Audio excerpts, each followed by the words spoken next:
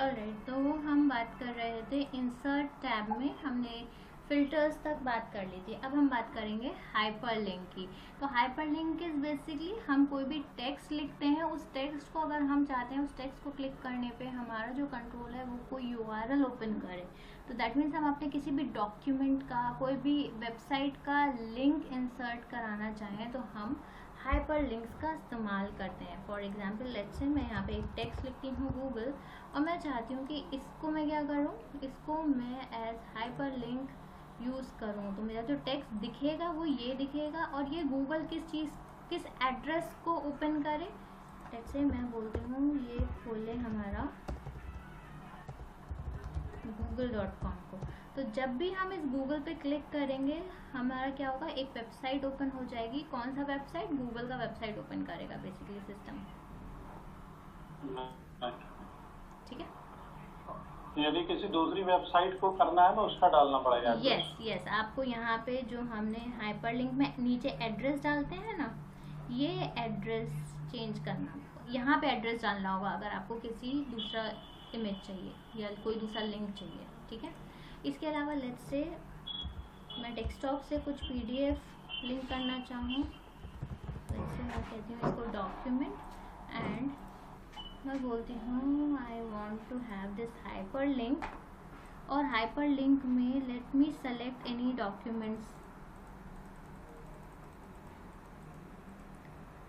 Let's say this is some document, और मैं इसका address, this is the CR file, मैं कोई पीडीएफ लेती हूँ, ये पीडीएफ ले लेते हैं। ठीक।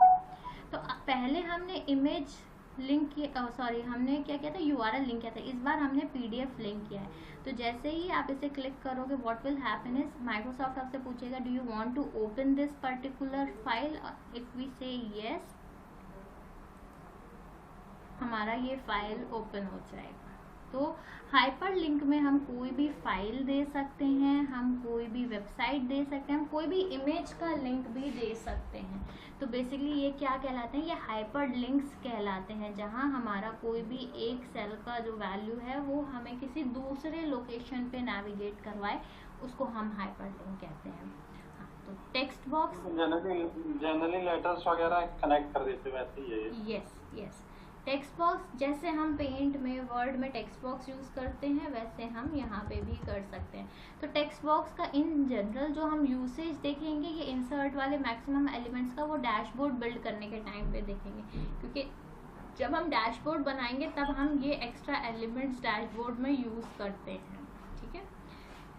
Next important one is header and footer. Header and footer क्या होते हैं, ये हमारे पेज के जो टॉप पे टेम्पलेट हम बनाते हैं वो हमारा हेडर होता है, जहाँ पे हमारा हेडर इन्फॉर्मेशन होता है। जब हम अपने ये एक्सेल शीट को प्रिंट देंगे कंट्रोल P से या प्रिंट जनरेट करेंगे, तो आपको आपके प्रिंट पे शीट में सबसे टॉप पे क्या चीज़ें चाहिए वो हमारे हेडर में आती है इन्फॉर्मेशन, और जो हमें शीट के एंड पे चाहिए होती है वो इन्फॉर्मेशन हमारी बेसिकली फूटर में आती है। ठीक है। तो हेडर एंड फूटर डिजाइनिंग आज हम देखेंगे। फूटर पेज के एंड में आता है, हेडर टॉप पे आता है। ठीक है। तो अब हम बात करेंगे हेडर डिजाइनिंग की, कि हेडर बनाना होता है तो हेडर किस तरीके से हम बना सकते हैं। ठीक है। तो जब आप हेडर पे हैं, हेडर पे होते हैं हम, तो हम डिजाइन टैब में जाएंगे तो हमें जो टूल्स दिखेंगे वो हेडर रिलेटेड टूल्स दिखेंगे। अगर हम टेबल इंसर्ट करते हैं तो डिज़ाइन टैब में हमें टेबल रिलेटेड टूल्स दिखते हैं। हेडर डालेंगे तो हेडर रिलेटेड टूल्स दिखेंगे। अब आप देखो यहाँ पे हमें हेडर और फूटर रिलेटेड टूल्स दिख रहे हैं। अब हमारा हेडर बाय डिफ़ॉल्ट 3 सेक्शंस में डिवाइडेड है। अब हमें हमारे ऑर्गेनाइजेशन के रिक्वायरमेंट के हिसाब से डिसाइड करना है इस सेक्शन में क्या इन्फॉर्मेशन जानी है, इसमें क्या जाना है और यहाँ क्या जाना है। लेट्स से ये जो थर्ड सेक्शन है मोस्टली यहाँ पे पेज नंबर के डिटेल्स आते हैं। तो let's say I want to include, मैं यहाँ पे पेज नंबर डिस्प्ले कराना चाहती हूँ। तो पेज नंबर के लिए हमारे पास यहाँ आता है हेडर एंड फूटर एलिमेंट्स, यहाँ से हम इंफॉर्मेशन डाल सकते हैं। तो जैसे ही हमने यहाँ पेज नंबर का बटन क्लिक किया, कुछ इस तरीके से लिख के आया है value and brackets and then page. तो बेसिकली होता क्या है, इसको समझ लेते हैं। पेज नंबर जो है ये हम हमारी टर्मिनोलॉजी में बोलते हैं, बट एक्सेल में जो पेज नंबर की मैपिंग होगी वो किस एलिमेंट से होती है, उस एलिमेंट का डिज़ाइन इस तरीके से किया जाता है, यानी इस तरीके से। तो ये जो आपका एम्परसेंट साइन के साथ जो एंड के साइन पेज का सेक्शन है, सिंटेक्स है, ये हमारा बेसिकली पेज नंबर बताता है। ठीक है, सिर्फ इतना लिखेंगे तो पेज नंबर दिखेगा। हम चाहें हम टोटल दिखाएं कि पेज 1 ऑफ टोटल पेजेस, तो हम यहाँ लिख सकते हैं नंबर ऑफ पेजेस सेलेक्ट किया, यानी जैसे 1 आउट ऑफ, अगर 10 पेजेस है हमारी शीट में तो 1 ऑफ 10 उस तरीके से दिखाएगा। ठीक है, इस तरीके से 1 ऑफ 1, 1 ऑफ 2। अभी शीट एक ही पेज है, शीट में एक पेज में लगभग 50 रोज तक का डेटा होगा, तो वो 1 ऑफ 1 दिखा रहा है हमें। ठीक है, लेट्स से इस वाले सेक्शन में आई वांट कि मुझे करंट डेट और करंट टाइम डिस्प्ले हो जाए, current date colon and current time display हो जाए। तो हमने करंट डेट एलिमेंट सेलेक्ट किया, कोलन दिया, करंट टाइम दे दिया, तो आप देखो कुछ इस तरीके का हमारा इंफॉर्मेशन आ गया। इससे हमें ये पता चल गया कि ये डेट किस डेट में पुल हुई है। अब ये जो बीच वाला सेगमेंट है, लेट्स से यहाँ पे आई वांट कि मेरा जो भी फाइल का नाम है वो डिस्प्ले हो जाए, तो हम यहाँ से फाइल नेम चूज कर सकते हैं। अब हमारे फाइल का जो भी नाम होगा वो हमारा हेडर बन गया है। ठीक है, आप कोई पिक्चर इंसर्ट करना चाहें तो आप कोई पिक्चर भी इंसर्ट कर सकते हैं। लेट्स से इस डेट टाइम के नीचे मैं कोई पिक्चर इंसर्ट करना चाहती हूँ, तो you can select picture over here. बस उस पिक्चर का क्या होना चाहिए, साइज जो है वो छोटा होना चाहिए। अगर साइज बड़ा होगा तो वो यहाँ कहीं डिस्प्ले में आ जाएगा। जैसे लेट्स से हम ऑनलाइन कोई इमेज निकालते हैं, लोगो वगैरह लगाना हो कंपनी का, हाँ आपको कोई कंपनी का लोगो लगाना हो तो आप यहाँ से लगा सकते हैं। लेट्स से हम एक इमेज निकालते हैं यहाँ से कोई सा भी,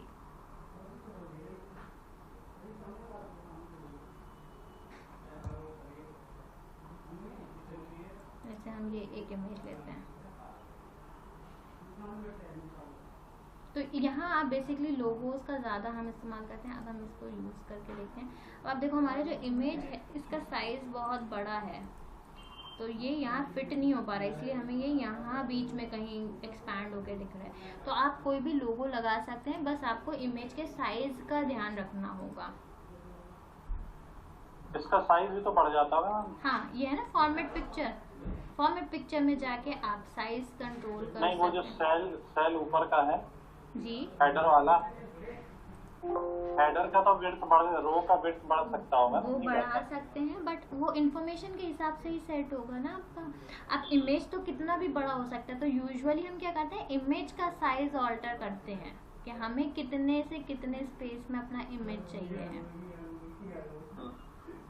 ठीक है, तो यहाँ से हम इमेज इंसर्ट करने के बाद इंफॉर्मेशन कंट्रोल कर सकते हैं, उसका हाइट, विड्थ, अगर हमें स्केलिंग करनी है तो हम वो सारी चीज़ें कंट्रोल कर सकते हैं। जैसे हम यहाँ से 50% अगर इसको छोटा करें, हाइट और विड्थ को ओके करें, तो आप देखो इमेज का साइज अब हमारा छोटा हो गया है। तो इस तरीके से हम चीज़ों को इंसर्ट करा सकते हैं। Let me remove this image for now. ठीक है, तो इस तरीके से हमने अपना हेडर डिज़ाइन किया। सेम वे में अगर हमें फूटर डिज़ाइन करना है तो हम फूटर पे आएंगे, तो फूटर में भी हमें सेम 3 सेगमेंट्स मिलते हैं। As per the company requirement हम अपने फूटर में जो इन्फॉर्मेशन चाहते हैं हम वो चीज़ें यहाँ पे इंसर्ट करा सकते हैं। Let's say I want to, यहाँ पे मैं शीट नेम डिस्प्ले कराना चाहती हूँ, तो I will select sheet name. Sheet name जो है शीट 1 टैब इसके इस एलिमेंट के साथ कनेक्ट होती है। Let's say I want to display the file path as well, कि किस पाथ पे हमारा फाइल है, तो ऐसे करके हम फाइल पाथ भी दिखा सकते हैं।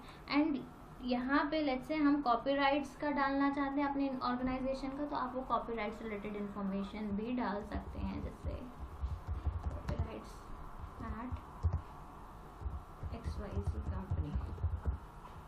ठीक है, तो इस तरीके से हम फूटर को डिज़ाइन कर सकते हैं। ठीक है मनोज, राइट। तो हेडर एंड फूटर समझ में आया किस तरीके से हम बना सकते हैं और किस तरीके से एक ही चीज पूछना हम, जैसे मान ली शीट 1 में हमने 10 शीटें हैं, मतलब 10 पेजेस होंगे ना जी। तो इसका हो गया 1 से 10 तक नंबरिंग हो गई जी। अब मान लीजिए अपना शीट 2 है, लेकिन अपन नंबर 10 के आगे ही देना चाहते हैं। शीट 2 को आप नंबर 10 के आगे कैसे देंगे? ये नंबरिंग तो डिफॉल्ट एक्सेल उठा रहा है ना, on the basis of number of records. जितने रिकॉर्ड्स होंगे उसके हिसाब से शीट जा रहा है। जैसे आपके फर्स्ट शीट में 47 रो तक का काउंट है, आप देखोगे 48 से क्या है, नेक्स्ट शीट है 94 तक। तो जब आपका डेटा यहाँ फिल होता जाएगा उसके हिसाब से sheet number automatically Excel break करके देता है। दिस इज नॉट समथिंग कि हम डिजाइन कर रहे हैं। नहीं, जैसे अपन 1 of 1 ना लिखें या 1 of 10 ना लिखें, सिर्फ नंबर लिख दे 1 2 3। हाँ, तो उसके लिए आपको क्या करना है, आप ये वाला पार्ट हटा दो।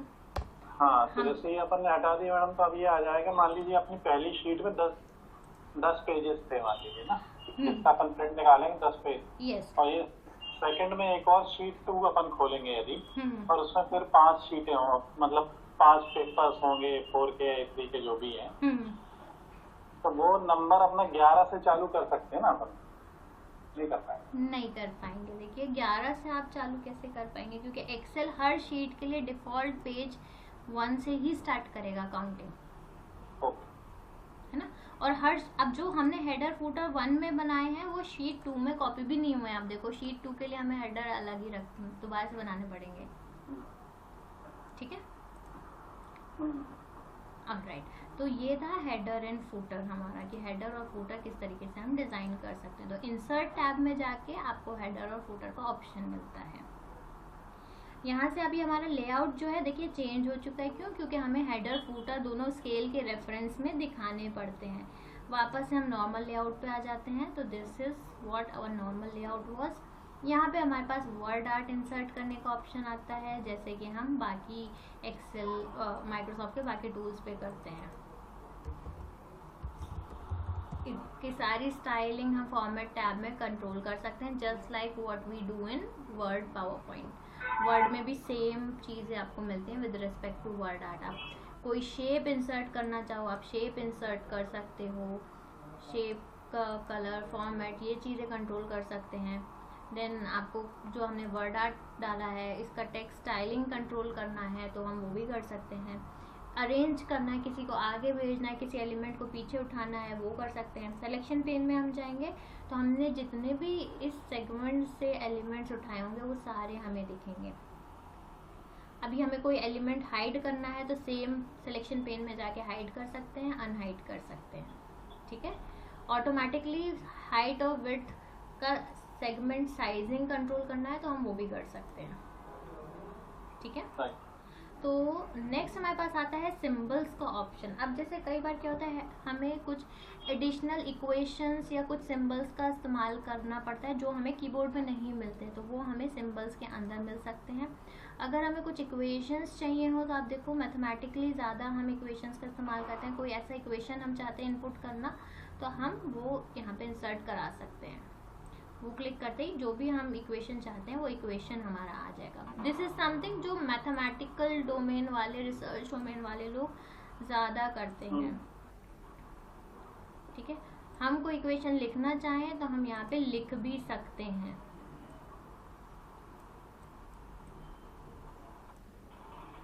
तो आप जो भी कुछ लिखेंगे वो एज इट इज़ यहाँ पे आ भी जाएगा।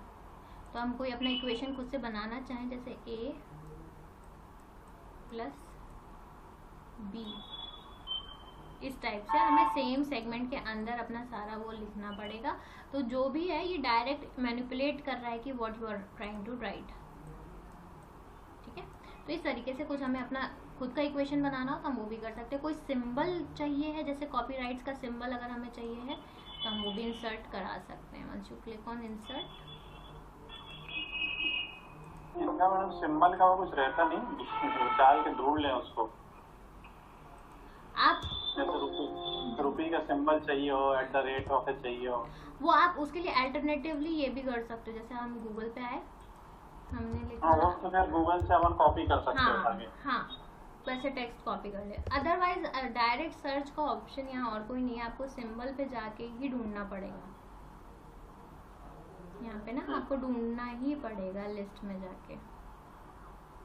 आप बल्कि यहाँ से ये चीज जरूर कर सकते हो, जैसे यहाँ सबसेट आ रहा है, सबसेट में कई बार कुछ कैटेगरीज डिफाइंड होती है कि कोई लैटिन सिंबल है तो आपको लैटिन में मिलेगा। लेट्स सी यहाँ करेंसी का कुछ मेंशन है कि नहीं है, तो करेंसी का दिखा है आपको ऊपर निकला। हाँ, तो आप सबसेट में जाके सेलेक्ट कर सकते हैं एंड यहाँ पे, लेकिन एनी हाउ आपको यहाँ पे ढूंढना ही पड़ेगा फिर नीचे आके। तो आप देखो ये जो स्क्रॉल कर रहे हैं ये भी सबसेट के बेसिस पे ही हो रहा है। हाँ, सबसेट और ये, हाँ ये स्क्रॉल बार और ये सबसेट इंटरकनेक्टेड है। अब अगर हमने पहले कोई यूज करा होगा सिंबल तो वो आपको यहाँ रिसेंटली यूज में दिख जाएगा। तो जैसे अगर हम कोई फ्रीक्वेंटली कोई भी सिंबल यूज कर रहे होते हैं तो वो रिसेंटली यूज से ले सकते हैं। ठीक है, तो कुछ एडिशनल सिंबल्स के लिए हम यहाँ सिंबल का यूज कर सकते हैं। तो this was all about insert tab. के इंसर्ट टैब में हमें क्या क्या ऑप्शंस मिलते हैं। हमने स्टार्टिंग करी थी टेबल से कि अगर हमें किसी रेंज को टेबल में कन्वर्ट करना है तो हम इंसर्ट का इस्तेमाल करते हैं।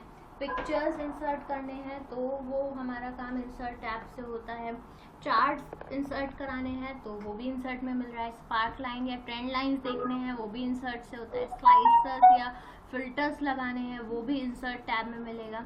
हाइपर लिंक्स बनाना है तो वो इंसर्ट टैब में मिल रहा है। Otherwise second option there is always an alternative जो हमारे पास रहता है। हमने कोई भी इंफॉर्मेशन लिखी, राइट क्लिक किया, वहाँ भी हमें हाइपर लिंक बनाने का ऑप्शन आता है। तो ये हमारे टूल्स हैं जो इंसर्ट टैब के अंदर मिलते हैं। नेक्स्ट हमारे पास आता है पेज लेआउट। पेज लेआउट में हमारा पेज रिलेटेड सेटिंग्स आपको मिलते हैं, जहां हम पेज का थीम सेलेक्ट कर सकते हैं, इसमें कौन सा कलर पैटर्न यूज होना है वो सेलेक्ट कर सकते हैं, फॉन्ट स्टाइलिंग सेलेक्ट कर सकते हैं, कुछ इफेक्ट्स चाहिए हो तो हम इफेक्ट्स सेलेक्ट कर सकते हैं। उसके अलावा पेज सेटअप कि हमें पेज में कितना मार्जिन छोड़ना है, क्या ओरिएंटेशन रखना है, पेपर का साइज क्या रखना है, कितना एरिया प्रिंट के लिए लेना है, पेज में ब्रेक्स देना है कि नहीं, कोई बैकग्राउंड देना है कि नहीं, वो सारी चीज़ें हम यहाँ से सेलेक्ट करते हैं। तो बेसिकली दिस इज समथिंग, ये हमारा पेज एरिया है, इसका पूरा लेआउट कंट्रोल होता है पेज लेआउट से। ठीक है, हाइट विड्थ कुछ सेट करना है या ऑटोमेटिक रहने देना है, कितने पेजेस बाय डिफॉल्ट हम दिखाना चाहते हैं, वो सारी चीज़ें हम यहाँ से कंट्रोल करते हैं। ठीक है, अब जैसे यहाँ ग्रिड लाइन सेलेक्टेड है और व्यू तो है, यानी जब हम देख रहे हैं हमें ग्रिड लाइन दिख रही है, इस व्यू को हटा देंगे हट जाएगा। लेकिन जब हम प्रिंट करेंगे तो यहाँ से ग्रिड लाइन सेलेक्टेड नहीं है, यानी जब हम प्रिंट कमांड देंगे तो हमें ये ब्लैंक दिखेगा, ग्रिड लाइंस नहीं दिखेंगे। अगर हमें ग्रिड लाइंस दिखाने होते हैं प्रिंटिंग के टाइम तो हम यहाँ पे इसे इनेबल कर सकते हैं। हाउएवर हम प्रेफर यही करते हैं कि हम यहाँ से हटा के ही रखें। अब देखिए हमने बात करी थी ये जो कॉलम्स और ये रोज हैं, बेसिकली ये हमारे हेडिंग्स हैं। तो हमें एक्सेल में दिख रहा है ये, लेकिन जब हम प्रिंट करेंगे तो हम नहीं चाहते कि ये हेडिंग्स हमें दिखें, तो ये प्रिंट से अनचेक्ड है। अगर हमें कहीं रिक्वायरमेंट है कि हमें प्रिंट के में भी ये इन्फॉर्मेशन चाहिए है तो हम यहाँ से प्रिंट में इनेबल कर देंगे उस चीज़ को। ठीक है, अरेंजमेंट इज सेम, हमें कोई एलिमेंट को आगे पीछे करना हो तो हम वो कर सकते हैं। सिलेक्शन पेन में हमारे सारे एलिमेंट्स आ जाते हैं, किसको हटाना है किसको रखना है वो हम कंट्रोल करते हैं। अलाइनमेंट में बेसिकली आपके एलिमेंट्स का अलाइनमेंट हम सेट करते हैं, किसी को राइट अलाइन करना है, लेफ्ट अलाइन करना है, कैसे कंट्रोलिंग करनी है। ठीक है, तो this was page layout. Page layout में बहुत ज़्यादा यूसेज नहीं होगा, मैक्सिमम यूसेज जो हम करेंगे वो हम होम टैब से स्टार्ट करते हैं। इंसर्ट टैब में भी हमें रिक्वायरमेंट्स रहती है डैशबोर्ड और टेबल इंसर्ट करने के लिए। नेक्स्ट हम आएंगे फॉर्मूला टैब पे। एक्सेल में मैक्सिमम नंबर ऑफ टाइम्स हम जो फॉर्मूलाज यूज़ करते हैं वो फॉर्मूलाज का यहाँ लाइब्रेरी मेंशन्ड होता है। लाइक कुछ basic set of formulas like auto सम में आपका सम, एवरेज, काउंट, मैक्स, मिन, ये न्यूमेरिक रिलेटेड फंक्शंस हैं आपके जो आपको यहाँ मिल रहे हैं। रिसेंटली क्या क्या फंक्शंस अगर आपने कोई यूज़ करे होंगे तो उसका भी एक लाइब्रेरी या डिक्शनरी यहाँ बन जाता है। Finance related, accounting related functions कौन कौन से हैं वो आपको फाइनेंशियल के अंदर मिलेंगे। लॉजिकल फंक्शंस जो यूज़ होते हैं वो यहाँ मिल रहे हैं। टेक्स्ट रिलेटेड क्या क्या फंक्शंस एक्सेल हमें देता है वो सारे यहाँ पे लिस्टेड हैं। डेट टाइम स्पेसिफिक फंक्शंस भी आपके सब लिस्टेड है यहाँ पे, तो आप जो यूज़ करना चाहें आप वो यूज़ कर सकते हैं। जो भी फंक्शन यूज़ करना है, let's say I am saying मुझे ईयर चाहिए 2024, मंथ चाहिए 09 और डेट चाहिए 25। तो हमारे सेल में क्या हो गया, डेट आ गया, यानी जो भी फॉर्मेट हमने दिया बेसिकली इसको डेट में कन्वर्ट कर दिया है। तो फॉर्मूलाज में हम डिटेल में पढ़ेंगे हर एक फॉर्मूला को ब्रेक डाउन करके कि क्या सिंटेक्स है, कैसे करना है। लुकअप एंड रेफरेंसेस, जो हमारे लुकअप फंक्शंस हैं, इंडेक्स एंड मैक्स फंक्शन है, वो सारी चीज़ें हमें लुकअप एंड, ये बेसिकली हमारे advance set of function formulas होते हैं। तो बेसिकली फॉर्मूला टैब में हम एक्सेल में जो जो फंक्शंस या फॉर्मूलाज को यूज़ कर सकते हैं उनका डिटेल हमें मिलता है। ठीक है, लेट्स से मेरे पास एक डेटा है जहाँ मेरे पास फ्रूट्स का लिस्ट है, एप्पल, बनाना, ग्रेप्स, मैंगोस। ठीक है, मेरे पास ऐसा कुछ डेटा है जहाँ फ्रूट्स हैं और नंबर ऑफ फ्रूट्स, ऐसा कुछ डेटा है कि कौन सा फ्रूट की क्वांटिटी कितना है।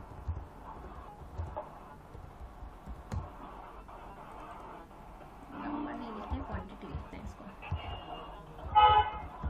ठीक है, ऐसा कुछ डेटा है। This is my complete range, और मैं चाहती हूँ कि ये जो फ्रूट्स का लिस्ट है मैं इसको एक सेपरेट सेगमेंट डिफाइन कर दूँ ताकि कल को मुझे कहीं इस्तेमाल करना पड़े तो मुझे पूरा रेंज ना देना पड़े या इंडिविजुअल वैल्यूज़ ना पिक करनी पड़े, बल्कि मैं क्या करूँ, मैं पूरे के पूरा एक एज अ लिस्ट कॉल कर लूँ। तो वहाँ हम डिफाइन नेम का इस्तेमाल कर सकते हैं। डिफाइन नेम में बेसिकली हम एक लिस्ट बना सकते हैं। तो हम इस लिस्ट का नाम क्या देना है, let's say I want to call this as fruits. इसका स्कोप क्या है, वर्कबुक तक रखना है या इस शीट तक रखना है। वर्कबुक पे रखेंगे तो हम इस वर्कबुक में जितने भी शीट्स हैं उन सब में इस फ्रूट्स लिस्ट को यूज़ कर पाएंगे। ठीक है, कमेंट्स में मैं थोड़ा डिस्क्रिप्शन ऐड कर देती हूँ। This is the list of fruits, और इस लिस्ट में क्या क्या डेटा रखना है। तो let's say I want to select ये चारों चीज़ें मेरे लिस्ट में जानी चाहिए and I will click on okay. तो ये क्या है, ये एक मेरे पास एक लिस्ट बन गई। अब अगर मुझे कहीं पे लिस्ट का इस्तेमाल करना पड़े, जैसे फ्रूट्स का इस्तेमाल करना पड़े, तो आप देखो इक्वल टू साइन के बाद अगर मैं फ्रूट्स चेक कर रही हूँ तो मुझे एक फ्रूट्स का लिस्ट मिल रहा है।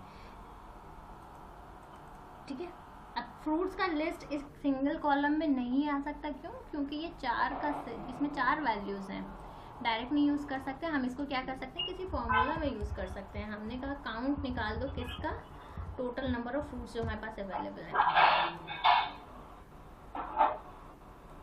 इसको हम ए नैरो डाउन करेंगे। तो हमने बेसिकली अभी क्या किया, एक लिस्ट बना दिया है। नेम मैनेजर में जाएंगे, नेम मैनेजर में हमने ऐसे जितने लिस्ट बनाए हुए होंगे वो सारे लिस्ट आउट होके आएंगे। अभी आप देखो फ्रूट्स का एक बना हुआ है जिसमें वैल्यू क्या गए हैं, एक लिस्ट के वैल्यूज गए हैं, एप्पल, बनाना, ग्रेप्स, मैंगोस। ठीक है, हमें कोई नया लिस्ट बनाना है, हम यहाँ से न्यू कर सकते हैं और हम उसको कोई नया नाम दे सकते हैं। लेट्स से मैं क्वांटिटी को भी एक लिस्ट बनाती हूँ and this time I am saying range हमारा ये रहने वाला है and this is going to be called as quantity. ठीक है, तो आपको नेम मैनेजर में 2 चीज़ें दिखेंगी, एक फ्रूट्स और एक क्वांटिटी।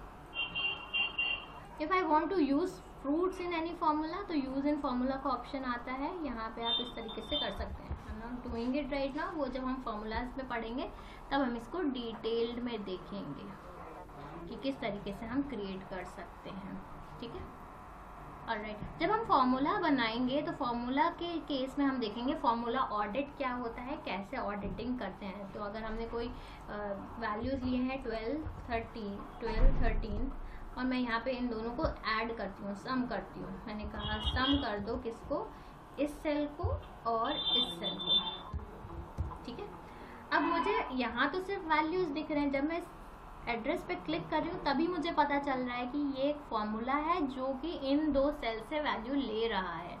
तो अगर हम यहाँ क्या करें, ट्रेस प्रेसिडेंट्स करते हैं तो आपको पता चलेगा ये वैल्यू किन किन सेल पर डिपेंड कर रही है। डिपेंडेंट क्या करेगा, डिपेंडेंट बेसिकली जैसे अगर हम चेक करना चाहें कि ये 12 वाला जो सेल है ये कहाँ कहाँ डिपेंडेंसी है इसकी, तो हम डिपेंडेंट्स पे जाएंगे। इससे हमें पता चलेगा इस 12 की वैल्यू छेड़ने से हमारे इस कॉलम का वैल्यू इम्पैक्ट हो जाएगा। ठीक है, बाय डिफ़ॉल्ट अगर हमें एरोस हटाने हैं हम रिमूव एरोस कर देते हैं। अगर हमें फॉर्मूला के डिटेल्स देखने हैं तो हम यहाँ पे शो फॉर्मूलाज में जाके कंप्लीट फॉर्मूला को दिखा सकते हैं, जो कि बाय डिफ़ॉल्ट हमें सेल में दिखता नहीं है। ठीक है, कहीं एरर आता है तो हम एरर चेकिंग का इस्तेमाल कर सकते हैं और उसको ट्रेस कर सकते हैं कि क्या एरर आ रहा है, क्यों आ रहा है। ठीक है, फॉर्मूला इवैल्यूएट कर सकते हैं। अगर हमारा कॉम्प्लेक्स फॉर्मूला यूज़ हो रहा है, यानी मल्टीपल फार्मूलाज या फंक्शंस यूज़ हो रहे हैं एक ही स्टेटमेंट में, तो इवैल्यूएट के थ्रू हम one by one, step by step कर सकते हैं चीज़ें। जैसे अब लेट्स से यहाँ पे हम कुछ और काम करें, इसी पे करते हैं, हम सम निकालते हैं एंड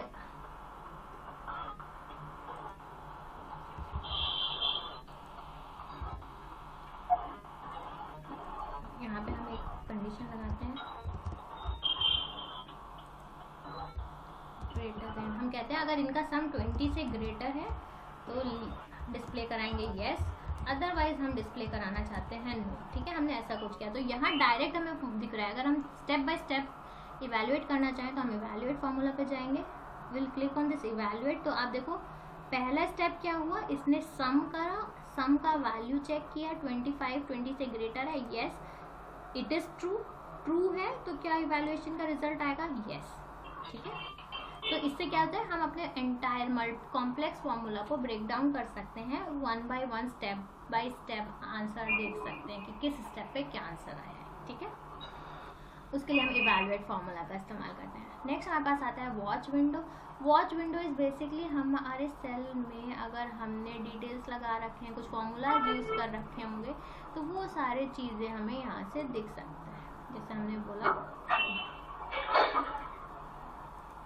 हम कहते हैं इसको वॉच विंडो में ऐड कर दो, तो आप देखो वॉच विंडो में इसी सेल का कंप्लीट इन्फॉर्मेशन मौजूद रहता है कि ये कौन सा वर्कबुक है, कौन सा शीट है, सेल कौन सा है, इसमें वैल्यू क्या है और इसमें फॉर्मूला क्या यूज़ हो रहा है। तो ये इंस्पेक्शन के लिए हम लगा सकते हैं। अगर हमारे यहाँ कहीं रिक्वायरमेंट आती है कुछ स्पेसिफिक सेल्स में हम फॉर्मूला से वैल्यू पुल कर रहे हैं, तो हम उसको इंस्पेक्शन के लिए वॉच विंडो में ऐड कर सकते हैं। ठीक है, नेक्स्ट वन इज कैलकुलेशंस। हमारे जो फार्मूलाज हैं उसका कैलकुलेशन कैसे होना चाहिए, ऑटोमेटिक हो या फिर किसी टेबल को मैनुअल में डालना है या मैनुअल करना है। बाय डिफ़ॉल्ट हम इसे हमेशा ऑटोमेटिक रखते हैं। ऑटोमेटिक का मतलब ये, जैसे ही हमारे किसी एक सेल का वैल्यू चेंज हो, हमारा फॉर्मूला रिकैलकुलेट हो, लेट्स से हमने यहाँ 1 डाला, 1 डालते ही यहाँ आंसर क्या हो गया, ऑटोमेटिकली नो हो गया। क्यों, क्योंकि 1 + 13 इज 14, 14 इज लेस देन 20, तो आंसर आएगा नो। तो कैलकुलेशन ज़्यादातर ऑटोमेटिक मोड पे हम इसीलिए रखते हैं। ठीक है, right. Next one is calculate now. अगर हमने मैनुअल रखा हुआ है तब हम कैलकुलेट नाउ पे जाके कैलकुलेशंस को चेक कर सकते हैं, बट हमें यूजुअली इसका रिक्वायरमेंट होता नहीं है। ठीक है, ऑलराइट, तो ये था हमारा फॉर्मूलाज टैब। डिटेल में हम गोइंग फॉरवर्ड अपने फार्मूलाज को वन बाय वन स्टडी करेंगे, इनके सिंटेक्स समझेंगे and then we will talk about all those references की किस तरीके से फार्मूलाज को इम्प्लीमेंट करना है। ठीक है, नेक्स्ट हमारे पास आता है डेटा टैब। डेटा टैब में बेसिकली अगर हम अपना डेटा किसी एक्सटर्नल फाइल से लोड कराना चाहते हैं एक्सेल में, तो हमें डेटा टैब का इस्तेमाल करना पड़ता है। अगर हमारा डेटा एक्सेल में ही है, इसी शीट में है, तो हमें डेटा टैब में जाने की रिक्वायरमेंट एज सच नहीं रह जाती। तो यहाँ से हम क्या कर सकते हैं, डिफरेंट सोर्सेज से डेटा एक्सट्रैक्ट करके एक्सेल में पुल कर सकते हैं। तो अगर आपके पास एक्सेस फाइल में डेटा है, वहाँ से भी हम इंपोर्ट करा सकते हैं। आपका किसी वेबसाइट पे डेटा है तो हम सीधा सीधा वेब पेज से इंपोर्ट करा सकते हैं। किसी टेक्स्ट फाइल में डेटा है, उससे भी हम इंपोर्ट करा सकते हैं। किसी और सोर्स में है तो हम वहाँ से भी डेटा को सोर्स से करा सकते हैं। हम इनफैक्ट कनेक्शन बिल्ड करके भी डेटा पुल कर सकते हैं। कनेक्शन बेसिकली डेटाबेस के साथ आप यहाँ पे बिल्ड कर सकते हैं। ठीक है, उसके लिए हमें क्वेरीज, हम चाहें तो क्वेरी बना के भी डेटा को पुल कर सकते हैं किसी दूसरे वर्कबुक से, किसी CSV से। तो ये सारे ऑप्शंस जो हैं आपके डेटा को पुल करने के लिए यूज़ में आते हैं। जब हमारा डेटा किसी थर्ड पार्टी सोर्स पे होता है, वहाँ से हमें यहाँ पे लेके आना होता है। ठीक है, उसके लिए हम इसका इस्तेमाल करते हैं। Most of the time like medium scale या स्मॉल स्केल इंडस्ट्रीज की अगर हम बात करें तो हमारा डेटा एक्सेल में ही रिसाइड कर रहा होता है, हमारा काम यहीं से फुलफिल हो जाता है।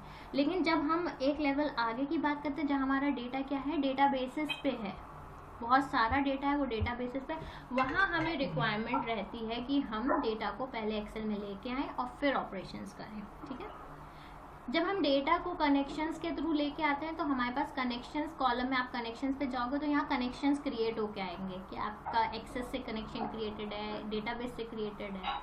क्योंकि अभी हम लोकल फाइल पे ही काम कर रहे हैं तो हमारा एक्सटर्नल डेटा सोर्सेस नहीं है, कनेक्शन एम्प्टी दिखा रहा है।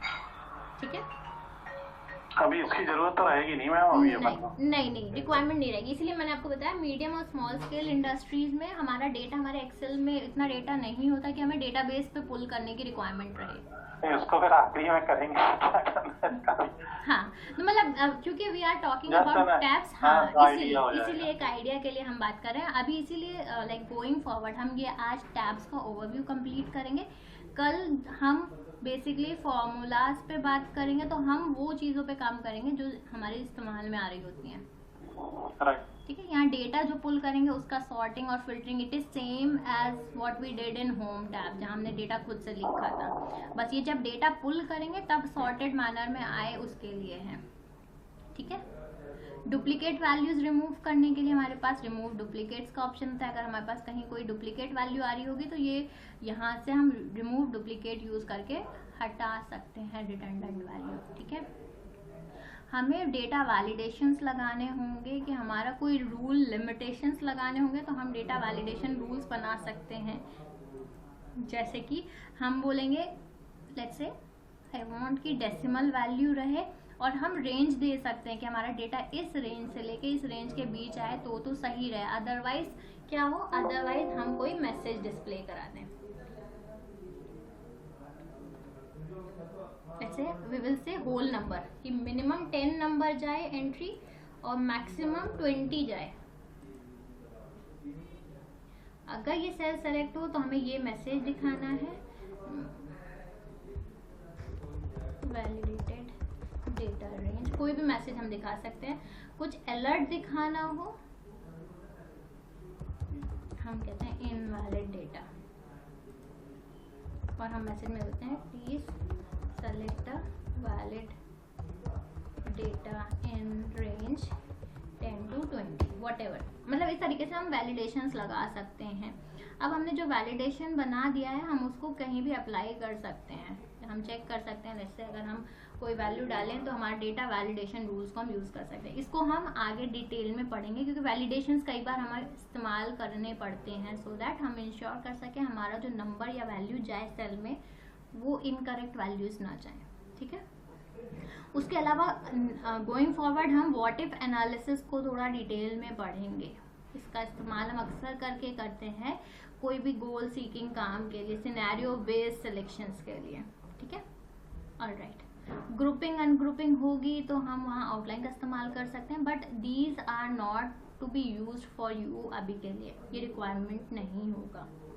ऑलराइट, तो हम नेक्स्ट टैब की बात करते हैं which is the review tab. Review tab भी कम ही से इस्तेमाल होता है, ये वहाँ पे ज़्यादा इस्तेमाल होता है जहाँ पे आपके द्वारा करा हुआ काम कोई सुपरवाइजर रिव्यू करता है। तो इफ़ आई फील कि यहाँ पे जो लिंक है वो सही नहीं है तो हम रिव्यू में कमेंट्स डाल सकते हैं रॉन्ग लिंक, सो दैट मेरे बाद जो भी बंदा इस पर काम करेगा ही विल गेट टू सी कि इसमें कुछ करेक्शंस रिक्वायर्ड हैं। या हमने कुछ लिखा है चीज़ें एंड आई वांट कि स्पेलिंग चेक लगा लें सो दैट क्लाइंट को भेजने से पहले कोई गलती ना हो शीट में, तो आप यहाँ से स्पेलिंग चेक कर सकते हैं।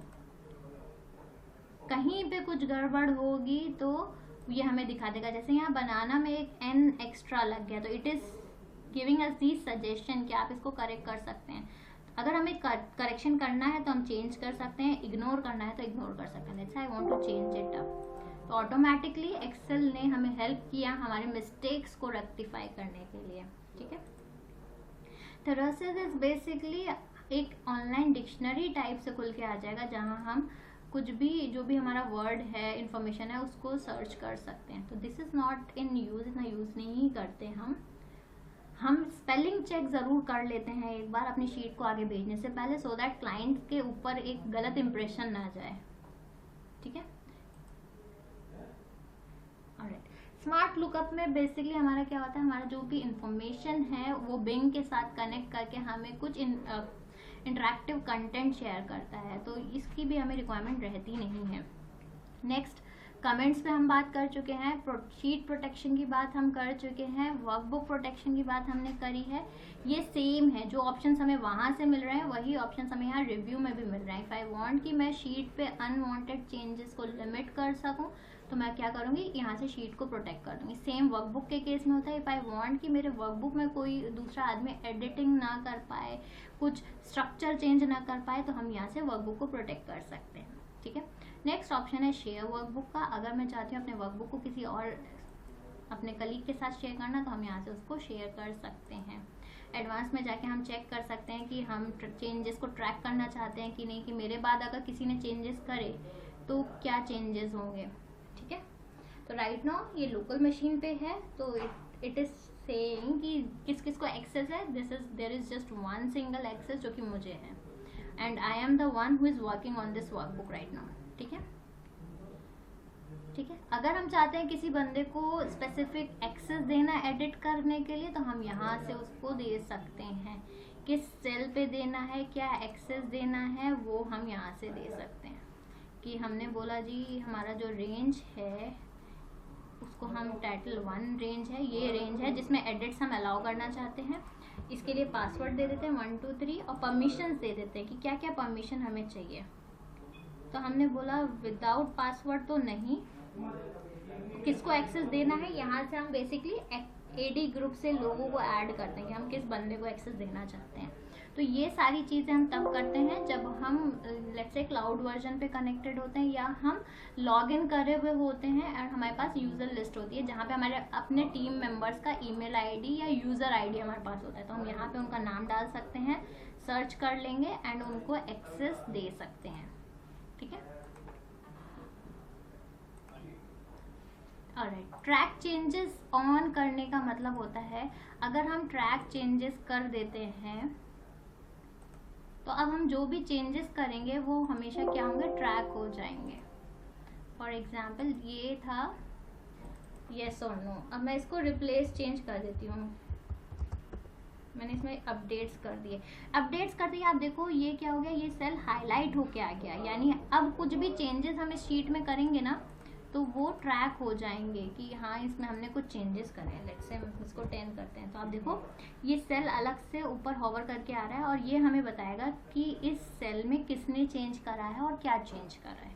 तो ट्रैक चेंजेस भी एक अच्छा तरीका है। लेट्स से मैंने अपने चेंजेस करके आगे प्रोसीड करें और ट्रैक चेंजेस मोड ऑन रखा हुआ है, तो अगला बंदा मेरी शीट में कुछ चेंजेस करेगा भी तो ये ऐसे कमेंट के फॉर्म में, it's not basically comment but highlighted form में हमें दिख जाएगा किसने चेंज करा है, किस दिन किस टाइम करा है और क्या चेंज करा है। ठीक है, तो यहाँ से हमें ट्रैक चेंजेस मोड का ऑप्शन मिलता है। ठीक है, नेक्स्ट ये लास्ट टैब है which is the view tab. यहाँ पे हम बेसिकली पेज को किस तरीके से लेआउट के फॉर्म में व्यू कराना चाहते हैं वो हम कंट्रोल कर सकते हैं। देन हमें ग्रिड लाइंस दिखाने हैं नहीं दिखाने वो कंट्रोल कर सकते हैं, हेडिंग्स दिखानी है नहीं दिखानी, तो बेसिकली हमारा व्यू रिलेटेड सेटिंग्स हम यहाँ से कंट्रोल करते हैं। उसके अलावा अगर हम चाहते हैं कि हमारा, कई बार क्या होता है ना, पहले जो हेडर होता है उसमें हमारा हेडर्स होते हैं पहले रो में, तो हम डेटा ज़्यादा होता है नीचे स्क्रॉल करते चले जाते हैं, फिर हम भूल जाते हैं इस कॉलम में क्या इन्फॉर्मेशन थी। तो उसके लिए हम क्या करते हैं, हम अपने रो को कई बार फ्रीज करते हैं। तो यहाँ पे फ्रीज पेन में हमारे पास ऑप्शन आता है फ्रीज टॉप रो। अगर हमारे इस रो में हेडर है तो हम इसको फ्रीज कर देते हैं, तो आप कितना ही स्क्रॉल करोगे यू विल नोटिस ये रो जो है ये फिक्स रहेगी टॉप पे। इसका इस्तेमाल अक्सर करके हम इंडस्ट्री में करते हैं जब हमारे पास शीट्स में डेटा बहुत ज़्यादा होता है, एक सिंगल विंडो से नीचे जा रहा होता है डेटा। सिमिलरली अगर कॉलम फ्रीज करना होता है तो हम फर्स्ट कॉलम को फ्रीज भी कर सकते हैं। अब हम कितना ही स्क्रॉल करें ये ए कॉलम हमेशा यहाँ पे रहेगा। ठीक है, नेक्स्ट हम बात करते हैं न्यू विंडो की। अगर हम मल्टीपल स्क्रीन्स खोले हुए हैं, आप न्यू विंडो करोगे तो यू विल नोटिस अब मेरे पास 2 एक्सेल शीट्स खुल के आ गई हैं and I want to view them side by side.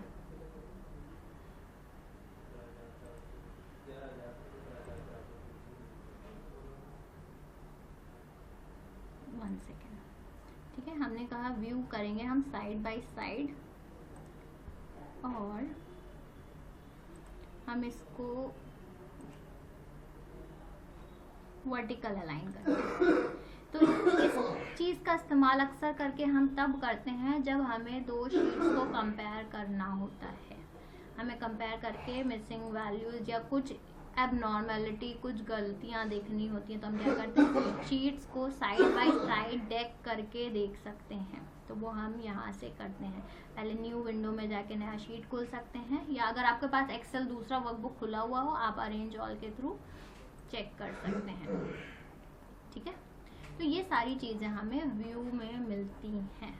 Last में व्यू में आपको एक ऑप्शन दिखता है मैक्रोज का। We will study this macros in detail. तो मैक्रोज का हम इस्तेमाल करते हैं एक्सेल में ऑटोमेशन करने के लिए। तो अगर हम चाहते हैं जो काम अभी हम मैनुअली कर रहे हैं वो ऑटोमेट हो जाए, तो हम वहाँ मैक्रोज का इस्तेमाल करते हैं। ठीक है मनोज, तो ये हमारे बेसिक एक्सेल के टैब्स थे जिनके बारे में डिटेल हमने पढ़ी है। नेक्स्ट क्लास में हम बात करेंगे टॉपिक बाय टॉपिक, क्या क्या चीज़ें हम किस तरीके से इम्प्लीमेंट करते हैं।